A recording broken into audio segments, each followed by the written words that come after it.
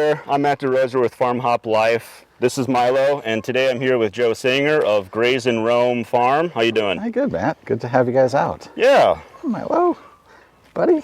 It's a hot day here, but we're gonna give you guys a little farm tour. Appreciate it. Hopefully answer all the questions you've got about how we do what we do, and maybe some of your viewers will learn something today. I hope so. I'm expected to learn something today.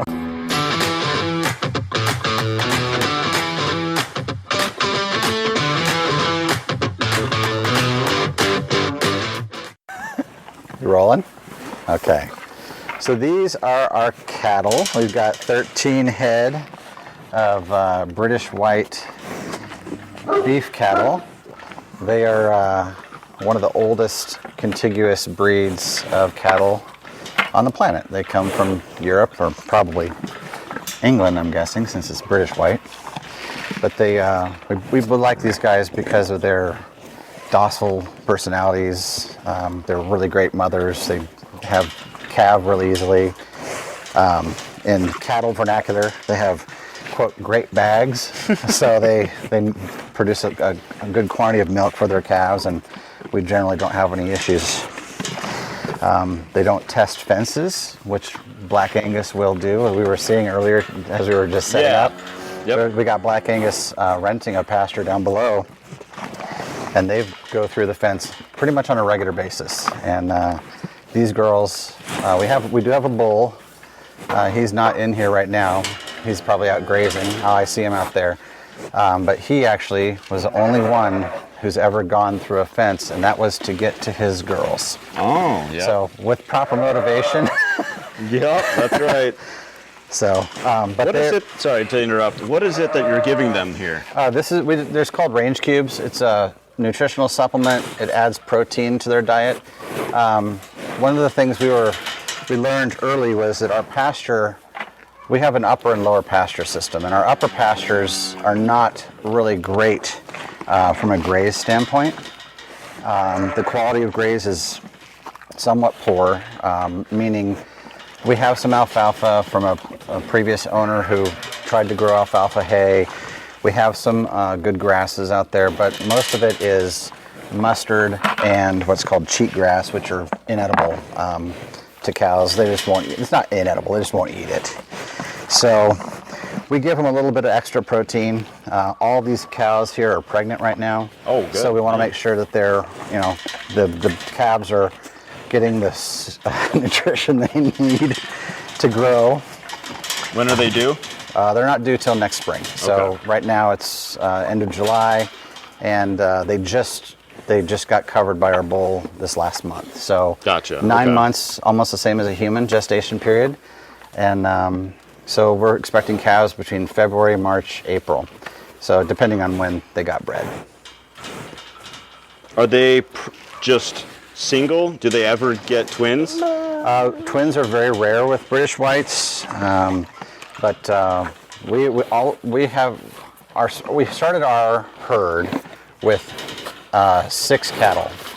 We had 2 pregnant heifers, 2 yearling heifers who were not old enough to breed, and then 2 calves. And the 2 pregnant heifers had their babies this spring in April and May. And man, Milo's your first child? Yes. Yeah. Remember back to the day he was born and how stressed out and nervous you were? Yeah. I was exactly the same way with my first calf.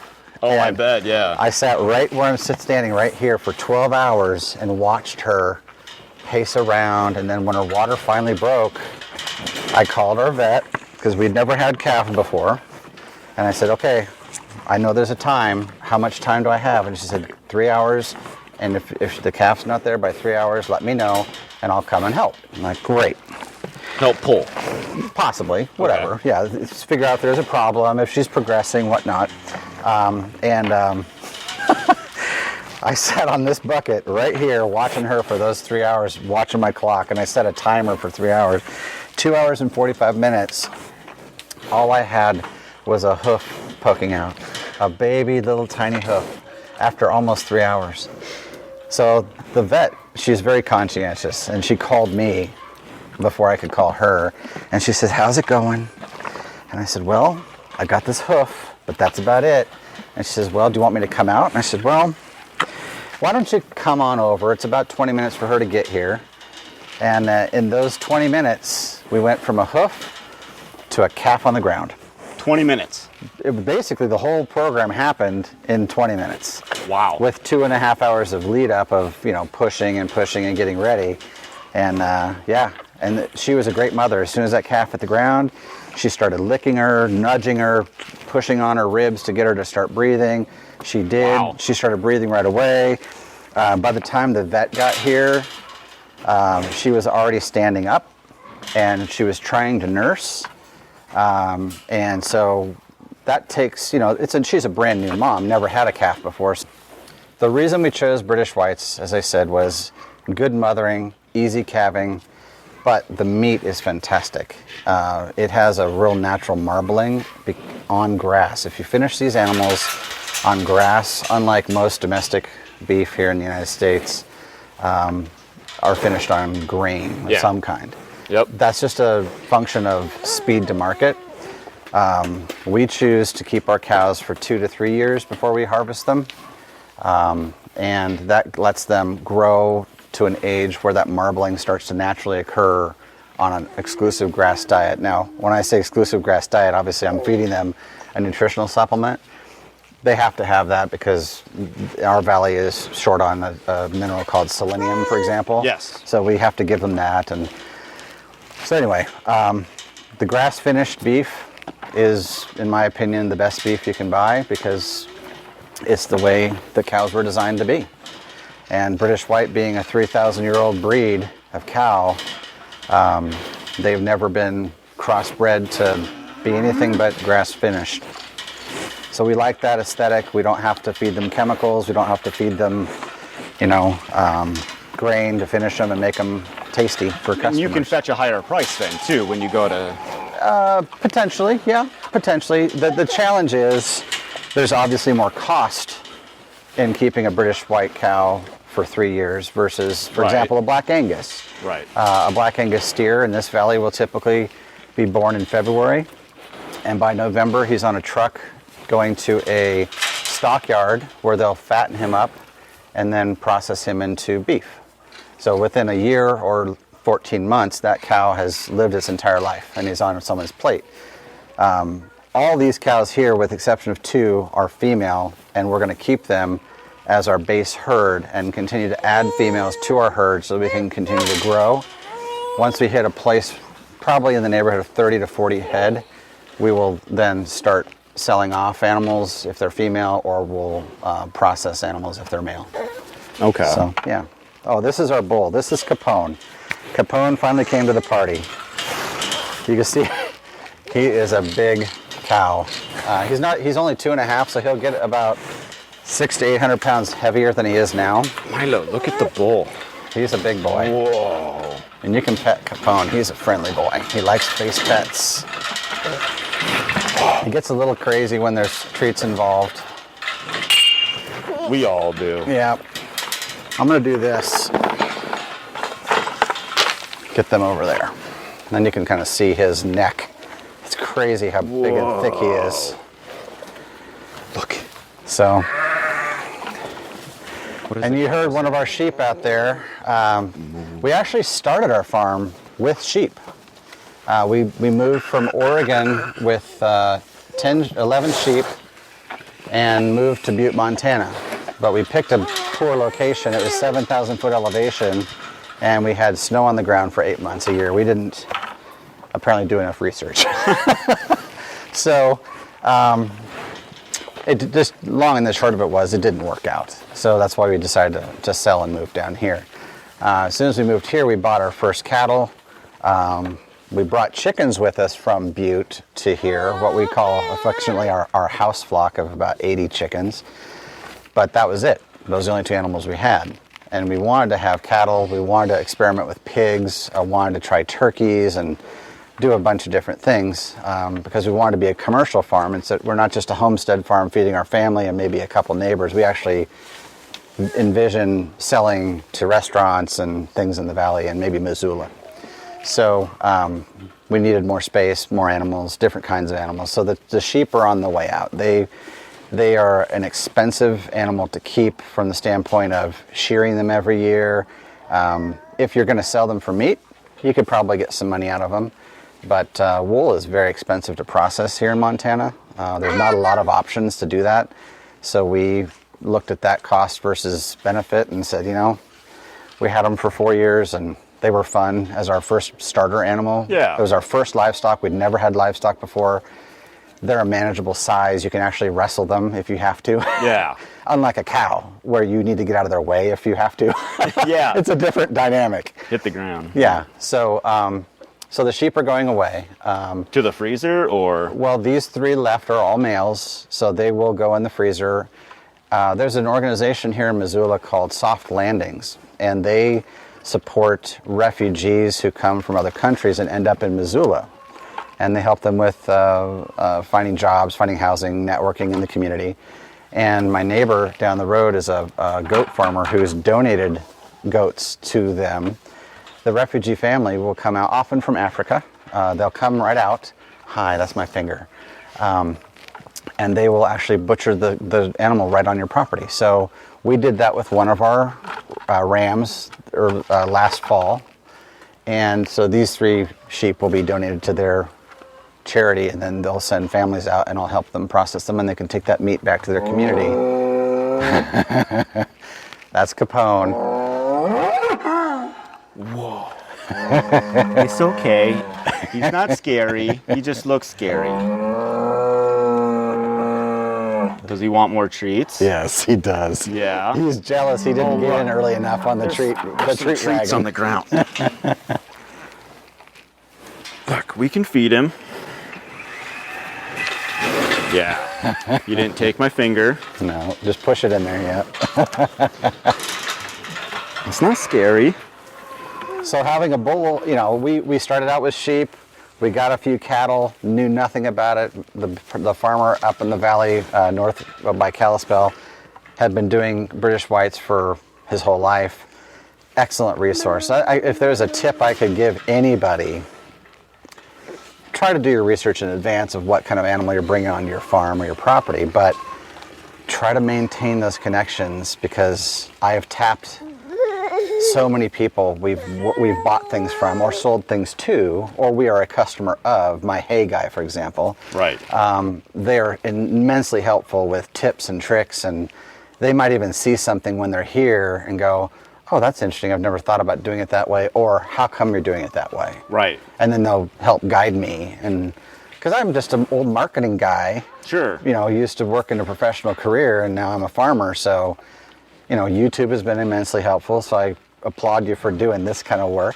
Everybody needs help. Right. Yeah. Yeah. So I have some key go-to people that I've always looked at. Joel Salatin was the initial inspiration for everything.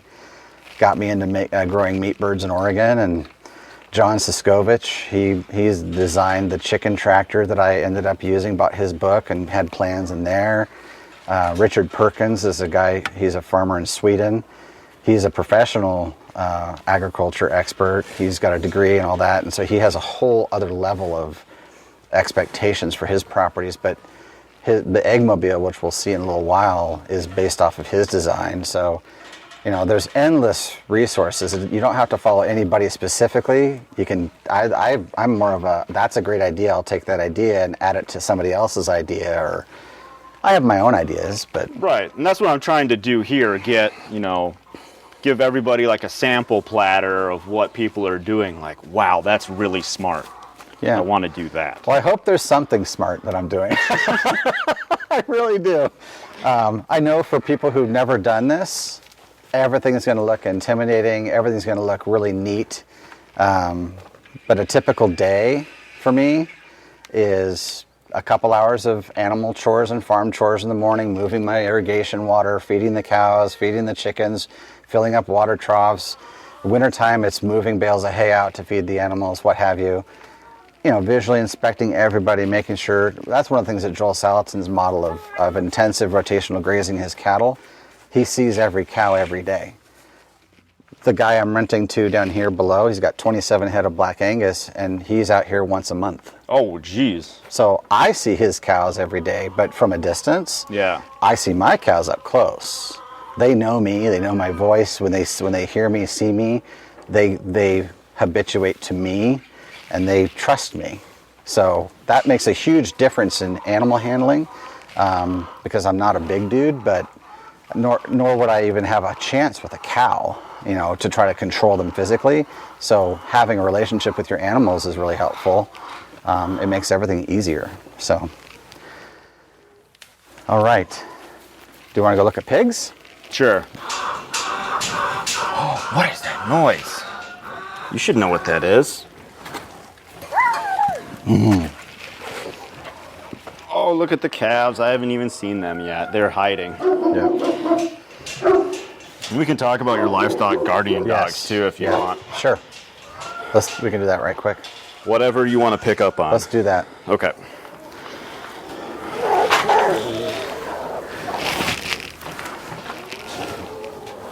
Luke. We're good to go if you... Okay. Okay. So when we moved to Butte from Oregon,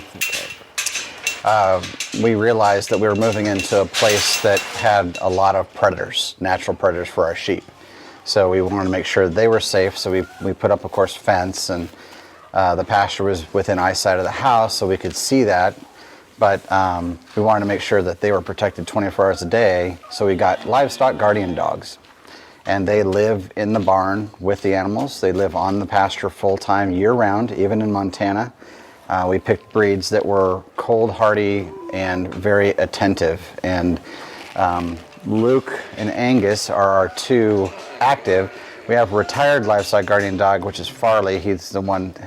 Farley went blind last summer, and so we were offered by the vet to euthanize him, and we said no way in hell. There's no chance. He's only 7.5 years old.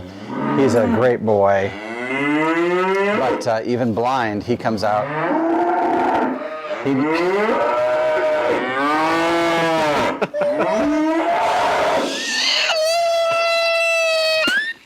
It's okay. Fun on the farm.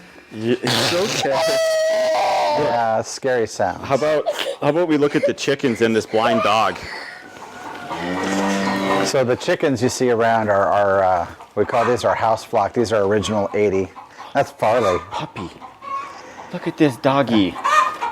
Look at this doggy. And the other white dog who just walked in the scene is that's Angus. So Angus is 2.5, and Luke, his companion, is also just about the same age, 3.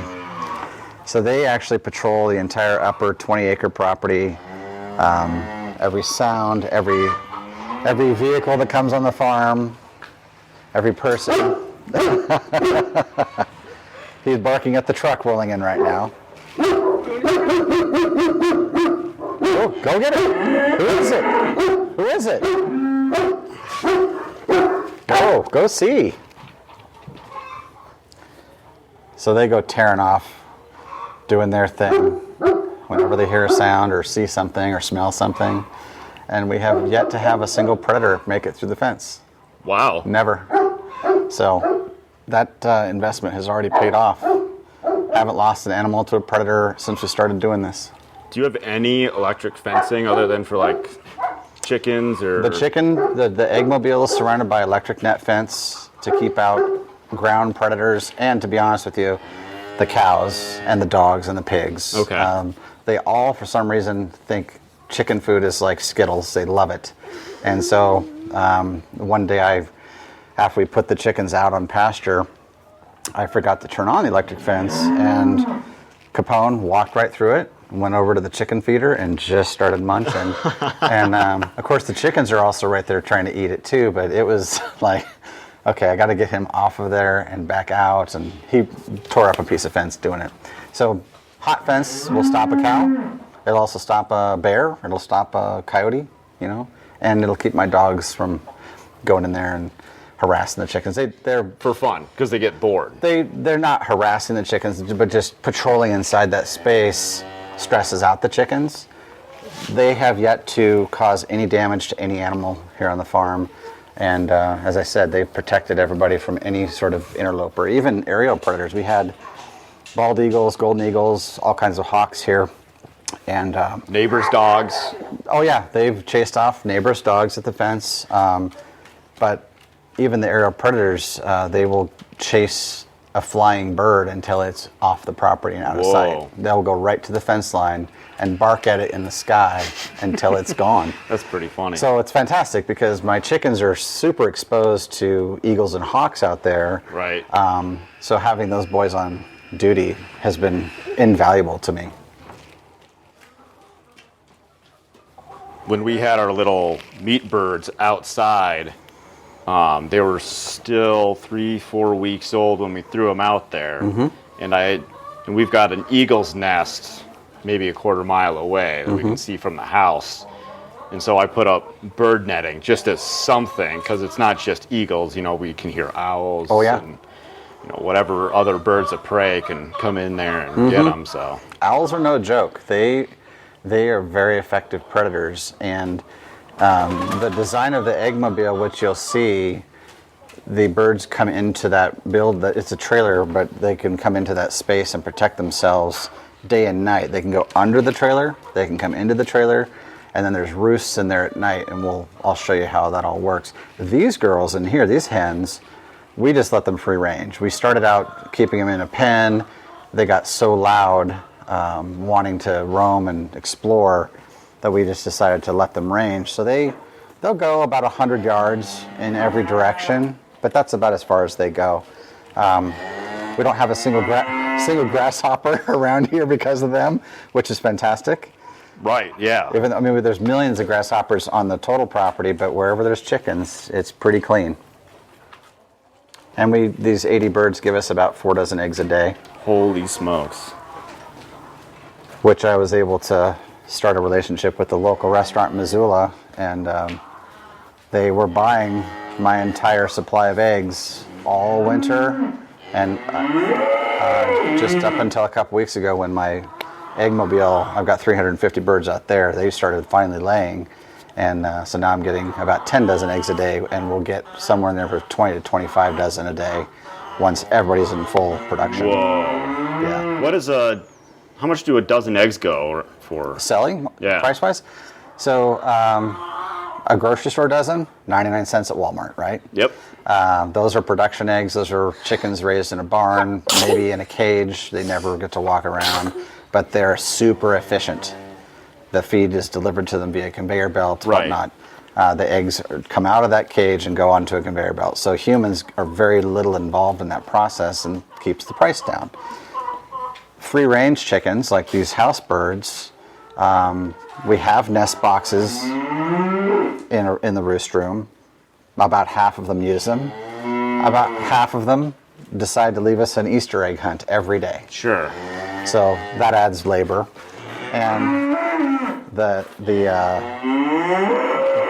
pasture-raised birds is about as efficient as you can get free-range birds, because you're moving 350 birds at a time, but they're all outdoors. So it's a long way of answering your question.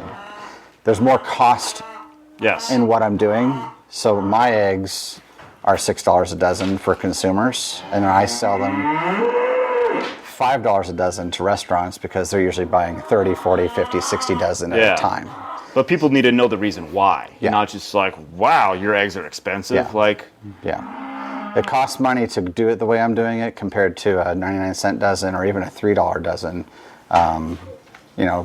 And eggs are one of my, as a former marketing executive, eggs are one of the most complicated and confusing marketing messages out there. What is free range? What is organic? What is, pasture raised? Sure. What is natural, right? There's a lot of buzzwords out there. The short story is, if it doesn't say free range, that bird is in a cage. But that bird in the cage can still be organic. Right. So people now want to buy organic because it's good for their health. There's no pesticides in the food, what have you. You are what you eat, but more importantly, you are what the animal ate. Yeah, you are what your food eats. Right, Yep. exactly. So if they're getting a garbage feed, you're getting a garbage egg. So an organic egg is a quality egg, but did that chicken really have the best life possible? So I've tried to balance both things. I try to give the consumer a high quality product, tastes better, better nutrition, scientifically proven better nutrition, grazed on grass, but I want the chickens to be chickens, roaming around, hunting, scratching, dust baths, Yeah. doing the chicken stuff. These birds here, I consider them very happy. The chickens on pasture are no less happy. They are just as happy because they get to run around like little tiny velociraptors. Yeah. That's the T-shirt. This T-shirt is got my eye. John Siskovich designed this. And I'm like, they are like little dinosaurs. And Yeah, I think Justin Rhodes calls them dinos. yeah, dinos. His Yeah. dino birds, right. So they are amazing animals, and when left to their own devices, do amazing work for not only their egg, but the pasture. So they're out there eating all the weed heads, all the seed pods. They eat a lot of the detrimental plants that I don't want out there over time. But of course, as everyone knows, they leave a gift of manure, which enriches the soil. They tear up that topsoil and break up those root balls of the weeds and whatnot, and create a really natural space for good things to grow. So after they move, we'll talk more about eggs and the eggmobile, but I really like that part of my business. That is my anchor business of my entire enterprise, because it does the most benefit for my pasture. As far as just building Soil. better soil, you get more nutrients. You got your the fungi and bacteria in the soil. It's kind of just a circular system. Exactly. It just keeps feeding back on The itself. microbiome in the soil is helped by chickens being on the ground. And they disturb the soil, but not to the point where it damages that deep biome that you need to create healthy roots and percolation of water and nutritional exchange, minerals, and all the things that your grass needs. So they disturb it. They eat. They will spend. They're on a spot for about 24 hours, and a spot out there. It's one giant paddock, but they're moved about 30 feet every day. They can roam where they want, but they tend to focus underneath that tractor, the eggmobile, and so that space especially gets hammered really with chicken action, and it's a whole different pasture after they're done with it. The weeds are down to the ground, and now the grass has sunlight. When I water it, irrigate after they're gone, those existing grasses now have space and light to grow, and it's pretty remarkable. Not as dramatic as meat birds, but Yeah. the eggmobile is more birds, so I'm able to get more ground covered and more beneficial result because I have 350 versus 30 in a pen. So Can I ask you about your feed real quick? feed. Yeah, the feed. There's a bunch of stuff saying like, soy, maybe canola, not so good in your chicken feed. Do you have soy or canola in your... So the feed, I have experimented with lots of feeds. I have tried straight organic, like Scratch and Peck brand. Mm-hmm. I've tried a local, non-soy, no corn, no soy. I've tried just over-the-counter, big box farm store, cheap as you can find feed. Ironically, and I probably cycled through, I would guess, 8 different kinds of feed. Not really scientifically. Most of the time it's, oh my gosh, I'm out, or I'm getting close, or I need feed in 3 days, and I need 3,000 pounds of feed. Yeah. Who's got it? So that was probably one of the bigger mistakes I made initially, was not being more prepared with that. And that's maybe because I'm a human being who can just drive down the street and hit a drive-through when I get hungry, and so my mind's not thinking far ahead. So as I learn, I have to plan ahead for those things. So now I'm every 3 weeks buying a ton of feed, so 2,000 pounds of feed, which is 40 bags of feed. And I'm buying a just sort of middle of the road feed. It's got soy, it's got corn, but the reason I do it is because it produces a fantastic egg, and it produces a lot of eggs. On straight organic feed, my production went down to about 60%. Whoa. So 60% of my birds are producing an egg a day, right? I mean, they don't lay an egg a day, but if you have 80 chickens, 48 of them laid an egg that day. Yeah. That's 60%. So if I want, so I went to a no corn, no soy, not organic. Went up to about 50, 55 eggs a day, or not, I'm sorry. 60% went to about 70%.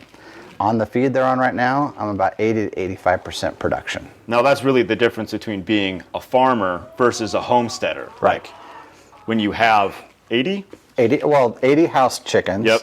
And then 350 more on pasture. I mean, a 20 to 25% production increase. Well, yeah. Yeah, if you're looking at it another way, 20 egg difference, okay? Yep. So I get 20 less eggs, but I'm paying almost double for the feed to get those 20 less eggs. Sure. Yep. So I have to make a decision.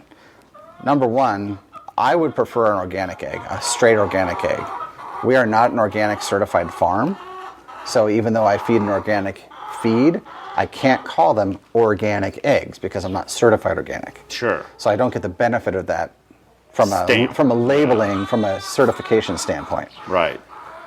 I've heard it said that customer certified is better than organic certified, right? That's Yeah. Joel Salatin, I think. Sure. He says that. I also agree. If a customer is happy with the product you're selling and they're willing to pay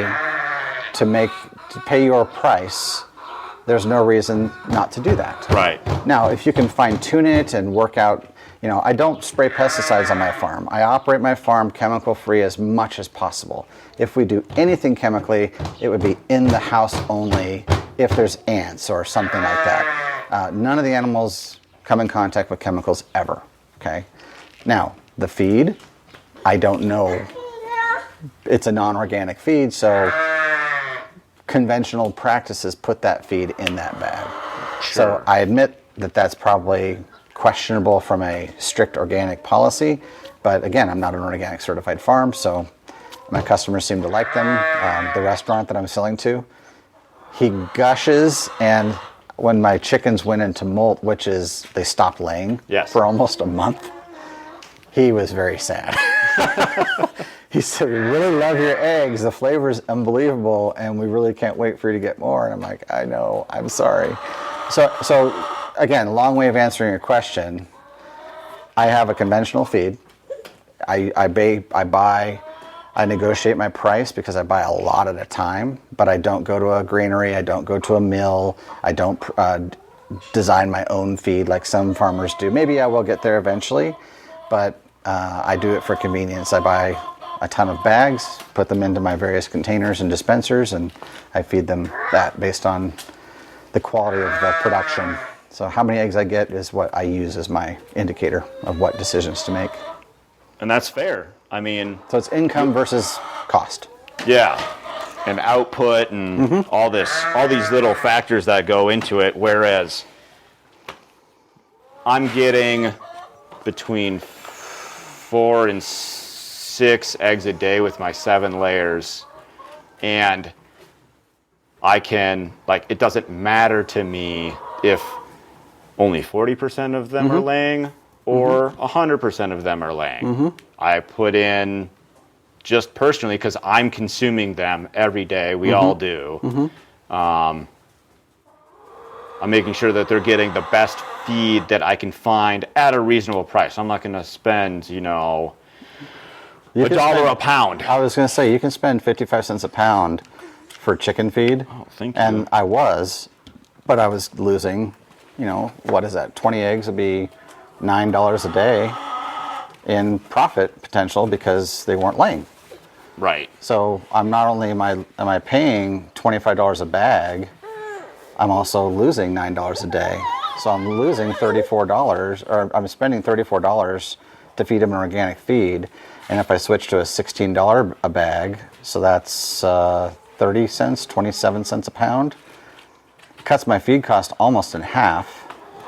And now my production goes way up. I'm making more money. My eggs are still great quality, and my customers are happy.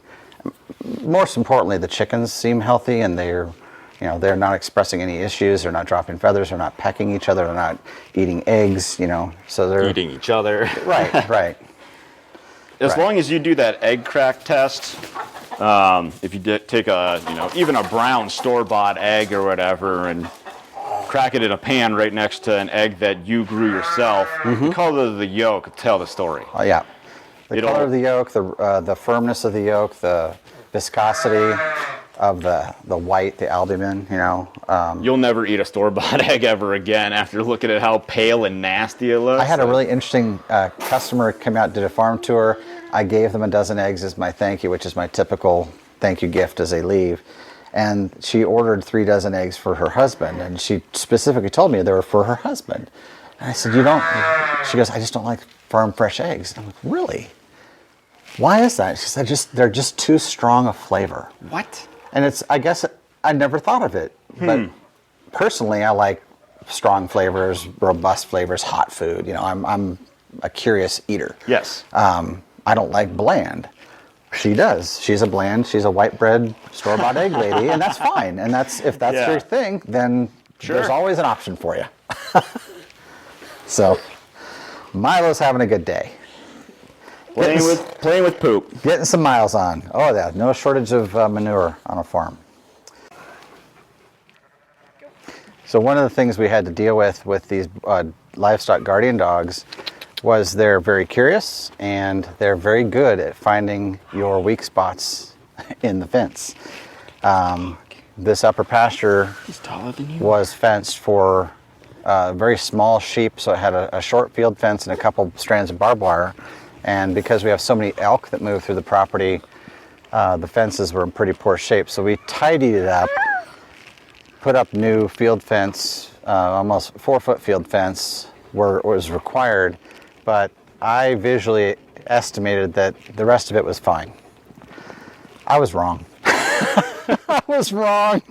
The dogs were getting out four times a day. They were exploring, they would go, I don't know where, but they were gone. A lot of panic, a lot of hand wringing, a lot of stress. But they would eventually come home. And so they never got injured. They never got into trouble. But it was a stressful thing. So I ended up having to put in about 1.5 miles of field fence around this whole pasture. If you're on a smaller property, you don't have that problem. You can put up a couple 100 yards of fence and you're set, a roll or two. 1.5 miles of fence is a lot of work.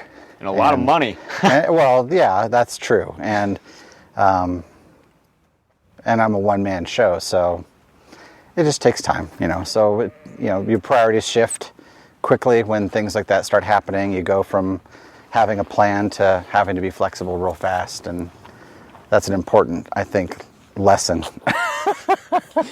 You getting yeah, is that funny? Is the dog right in your face? Yeah. Yeah, is he soft? So over here are our pigs. We'll come over here. Angus, come on. Angus, come on. Can I put Milo on his back? You could try. Can you call the dog? Angus, Angus, come here.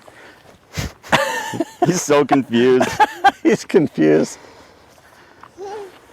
Yeah.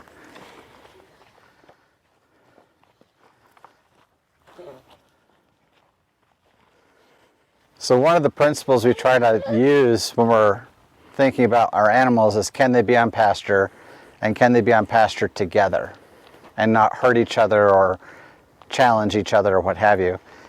When we started the cattle, we started following the Joel Salatin model of small paddocks, intensive rotational grazing. We moved to this farm just 8 months ago, so spring came and what was a winter wasteland out here of just basically brown grass started to grow, and it was beautiful and green, and I got real excited. And I knew that from our farmer friends that, let your grass get to about 6 inches tall before you turn out your animals onto it, so it gives it a chance to regrow. Yep. You're not overstressing your pasture. Well, we did that. we set up big, long strip grazing sections, 60 feet wide by about 900 feet long. So they had a lot of space for the 8 cows we had. In about 4 hours, they were done, and they were back at the barn wanting more hay. Whoa. And that's when I realized that that beautiful green field I had, which it looks great, is mostly stuff that they won't eat. Cheatgrass, mustard, and a bunch of other things. And so after they got done picking off the very, very small growing alfalfa, that was all they had. And they were like, okay, I'm going to go back to the barn and get more hay. So I ended up feeding them hay until well into May, and moving my electric fences. I was moving them every day. I started moving them twice a day to give them more graze and try to honor the rotational grazing model. And, you know, and I was trying to follow them with chickens, and it just, because my pasture wasn't set up for it, I couldn't do it effectively. And it was going to cost me a ton of money in hay. So I decided I'm going to start irrigating this upper pasture. So we did that. We bought a system called an Irripod system that drags behind my ATV, and I can move it real quickly. Oh, nice. Which was an unexpected expense, you know. And Can I ask what that cost? About $3,600. I got 600 feet of irrigation heads, and then a 300-foot section of just pipe that runs from the existing irrigation system to the end of the field. So that was, you know, I exchanged short-term cost in hay for a one-time investment in irrigation, and now what is out there that's edible is able to stay alive because we haven't had rain since April, and it would be dead by now if I weren't irrigating. The other thing I did was I changed my paddock. I just pulled up all the hot wire, and they have free range on, the cows have free range on the entire pasture. Okay. So the chickens are right here behind us. They get about a 300-foot long by 50, 60-foot wide space, and then I move the eggmobile every day so that they're on fresh ground. As I said before, they tend to hit that ground right underneath the eggmobile pretty hard. But the cows don't go in there, and then when they're done, the chickens are done, the cows get to go in there and enjoy the benefits of fresh grass growth.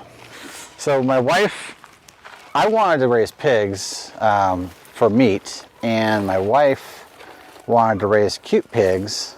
So when we bought the property, before we even moved in, we found a farmer here in Montana who had 6 Kune piglets. They weren't much bigger than those chickens over there when we got them. And so in 8 months, they've grown to this size. Dang. They will get to be about 300 pounds. The males will get to be 300 pounds in a couple years. Live. Yeah. Yep. Yeah.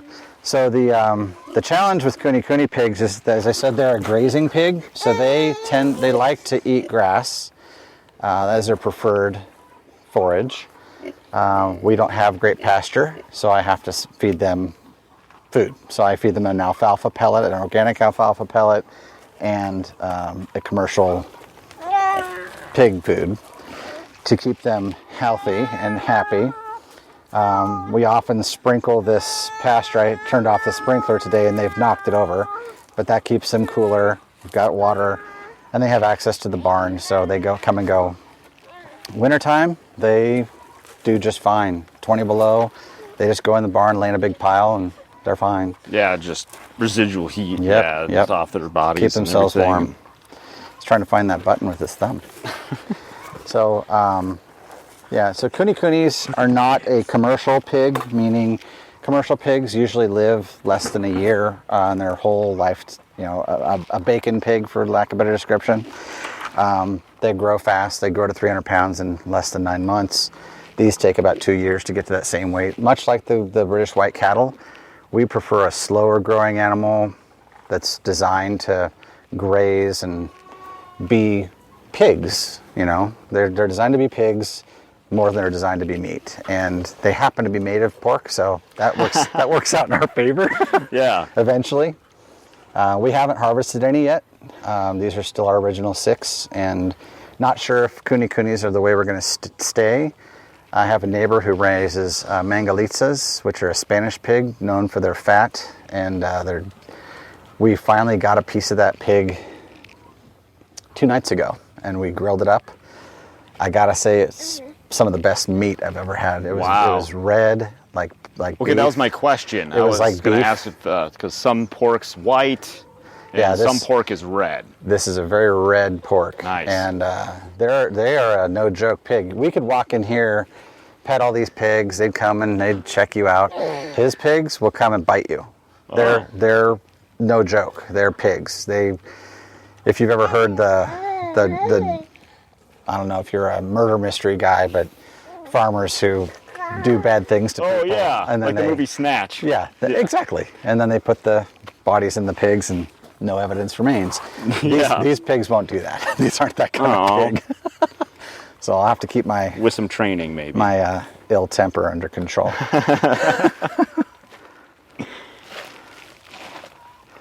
So these kunis, you would say they would be good for like homesteaders. They're great for homesteaders. They're super friendly. You can search kuni pig on YouTube and find 100 videos of kids walking their kunis out in the grass and petting them, and I mean they're an adorable pig. They have fun personalities. I like their faces. Yep, their faces are cute. They're especially cute when they're piglets. But they're short-legged. They don't root very much. Unlike a commercial pig, the reason they raise them in commercial farms on concrete, because they can't root. Okay. But pigs root almost out as a comfort, and it's the way that they naturally forage. So, again, my neighbor Brian has mangalitzas. He uses his pigs to plow his field, and they literally destroy whatever's growing there and leave it full of manure, well turned. I'm trying to do a no dig style farm, so we're not disturbing the deep soil. Right. His pigs do that, but he has a different program running, so it works for him. Right. We picked these because if we had a lush grass pasture, they'd be out with the cows right now, roaming around eating, and we would have to supplement them very little, just like the cows. So how are you achieving that then to get your pasture where you want it? Well, the combination of 3 things. Number 1, irrigation. This has been dryland pasture for the last 10 years. So the cheatgrass and the mustard are dryland plants. They really thrive where there's not a lot of moisture. As soon as you start irrigating, the cheatgrass tends to germinate less, so it doesn't take over as fast. The second thing we're doing is we were and will eventually again rotationally graze our cattle to give the plants that they've eaten the maximum time to recover before they get eaten again. And the most important thing we're doing is we're running 350 laying hens across every inch of our pasture eventually. I mean, they're right now on a serpentine route, so we take them 900 feet, we U-turn and go back 900 feet and so on until we've covered the entire pasture. And then we would also augment that with meat chickens that would be in pens with an open floor so that their manure and their activity helps the soil as well. So Joel Salatin will talk about, rotationally graze your cattle, 3 or 4 days later bring your chickens onto it. They distribute the manure piles, pull all the maggots and fly larvae out of the manure, so your cows are healthier, your chickens get a great meal, they're helping your pasture, they're helping your cows, so it's a symbiotic relationship, very natural. Because our Graze right now is the weak link in that chain, our system isn't quite that beautiful triangle of support, but we still are operating the best we can do right now without plowing the entire field, replanting it, and starting from zero. We're going to try to turn it over slowly over the next 3 years. Okay. And we're working with our county. Our county has some ideas on what we can do, and all of our land is in what's called a conservation a land trust. Yep. So it'll never be developed into houses like much of our valley is happening right now. Oh, yeah. It can't be divided and sold off at all. So it'll always be agriculture land. And so we figured this is our turn with it, as long as we have it. I don't know if that's going to be 10 years, 20 years, 30 years, but we're going to try to make it better than when we bought it. Yeah, be good stewards. Right. Yeah. Right. And meanwhile, have happy animals and maybe feed some people while we're doing it and make some money at the same time. So this is our egg mobile. This is our laying hen paddock. We have it circled with electric chicken net. We get this netting from Premier One, and it works really well. So it's connected to a solar battery setup here. All right. Yeah, so there's probably 150 chickens right here underneath me in this trailer, but the design of this trailer is unique in two ways. Number one, it's not just a house with an even peak. We actually have a lot of high winds here in Montana and extreme weather in the wintertime. So I built it based on a Swedish design from Richard Perkins, and the sloped roof will allow the snow as it melts to slide right off and not overburden the structure. But the most important part is the open floor. It's wire mesh floor. And while some manure does catch on the wire, the majority of it goes through to the ground, which is where I want that to go. Because when they roost in here, they do a lot of that business. They leave a lot of manure at night. And if it had a solid floor, not only would it catch it, but I'd have to clean it out. So it saves me a lot of work too. So we put the nest boxes here on this tall wall so I can stand up without having to bend over extreme. And these are Rollaway nest boxes by a company called Hen Gear. And so when you raise up the roost bar, that locks the birds out at night so they don't nest in here and make a mess inside the nest box.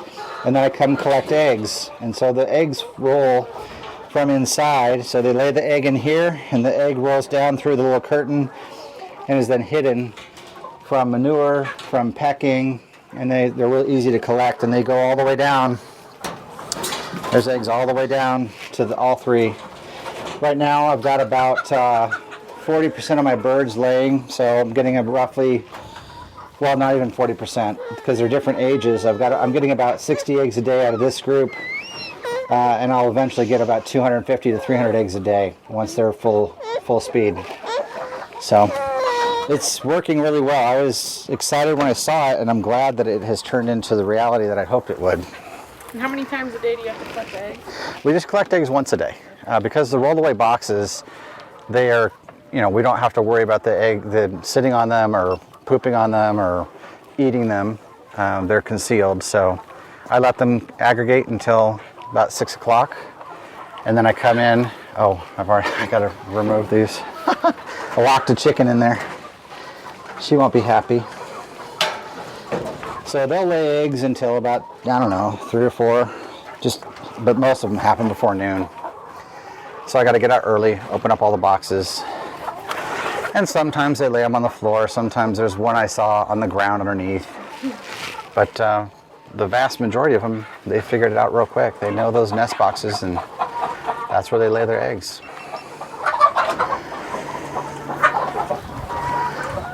And we have, as far as chicken breeds, we have 8 different breeds of chickens. We have 3 that are considered production breeds. They'll lay between 300 and 320 eggs a year. The rest we bought because of their cold hardiness or their aesthetic, the way they look, or the way their egg looks. So we like a green egg, a blue egg, a tan egg, a dark brown egg, a light brown egg, speckled eggs. And so our dozens, we like to call them our pretty dozens, because they're not just a standard white or a standard brown, they're mixed. Sizes can fluctuate a little bit. We don't grade our eggs for size, but we do wash them, so they're fun. They're just waiting to see what we're gonna do. So if somebody were, if you don't have to have a tractor to do this, you could use a ATV and have a pump, or you could run a garden hose to to a system like this.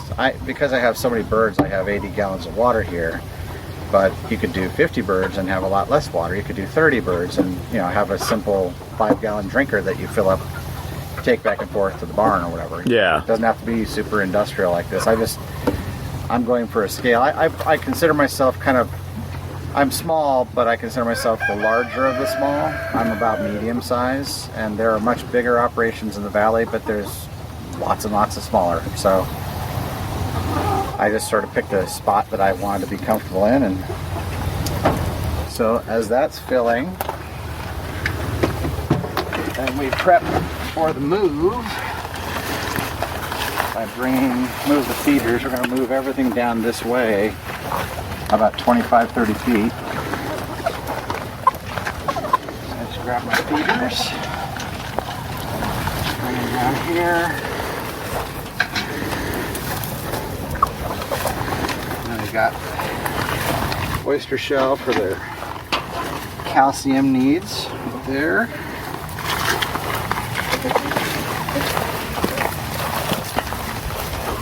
That's that. And then I just top off the feeders. They eat about 100 pounds of feed a day, which is about 2 bags of feed. So I find 5-gallon buckets easier to deal with than bags, so I transfer all my bags into storage containers of some kind. And then also it keeps the rodents from eating into the bags. We have a lot of mice on the farm. Any cats? And we have 7. 7 cats. 7 cats. 4 of them are outside barn cats, and 3 are inside cats that go outside at night. Because they want to, not because we make them. But they bring us gifts every morning. Bowls and mice. So. How many times a day do you gotta load up the feeders? Just once. Just once. Just once in the morning. We're doing it midday because of our discussion we've been having, but I typically come out here around 7 o'clock, open up the nest boxes, make sure everybody's happy, fill up the water, fill up the feed, and then we're about to move, and you'll get to see that here, how that happens. Just gotta shut the door, the ramp on the other side, and then we'll be ready to move. Now that you've used this for however many months, Yep. any design improvements that you would make now? Yes, make sure that you have good fresh tires on it before you build on it. Good to know. I did not do that. I got it used. It's probably a 45-year-old trailer. Had been stripped of all the travel trailer part, but it was a frame. And I got so excited I just built on top of it. And the tires were probably 30 years old, so the valve stems were bad. So make sure to check your tires before you build anything like this. I've had to replace one tire, and it's not easy getting underneath there, Well, especially since you built a frame around it. Yeah, so you have to go underneath. I left enough room that the tire can come off the HUD.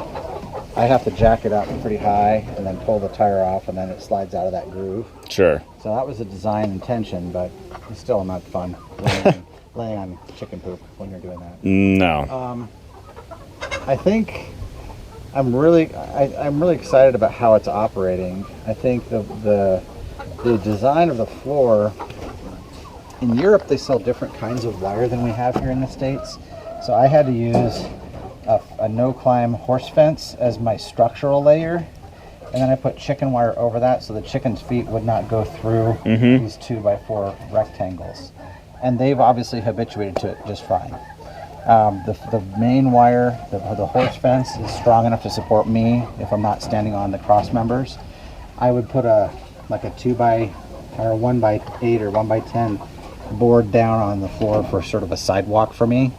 That would make it easier, and I intend to change that. Like a catwalk in framing. Exactly. In trusses. Yeah, Precisely, sure. Okay. Yep.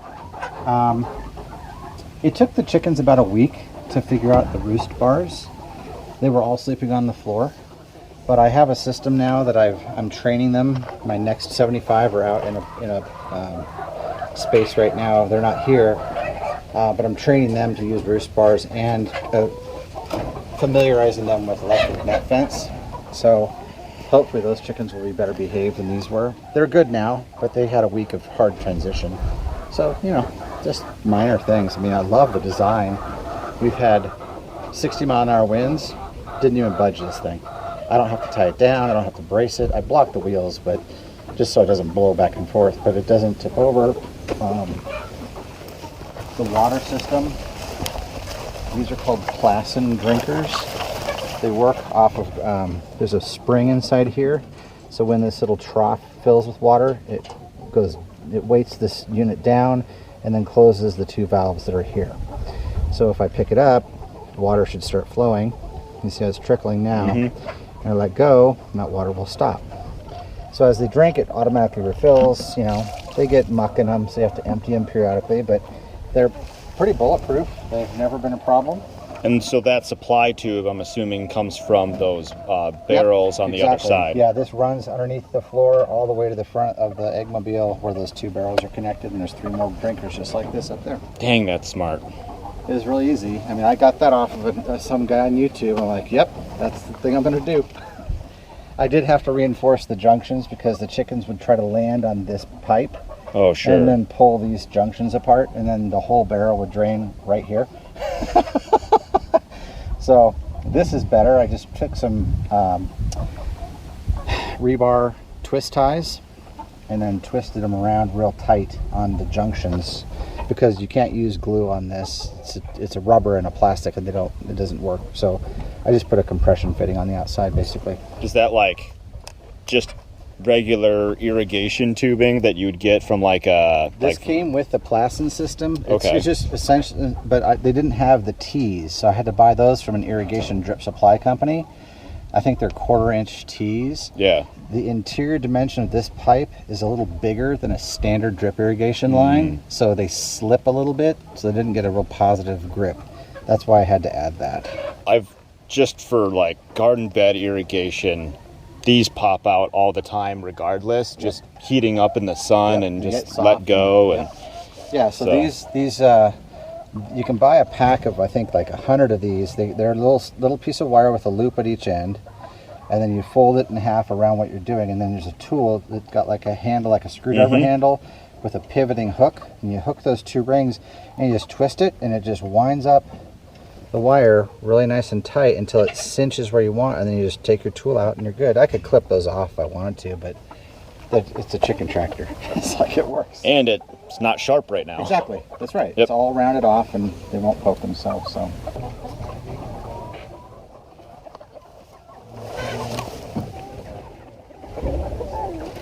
Lock the chicken in there.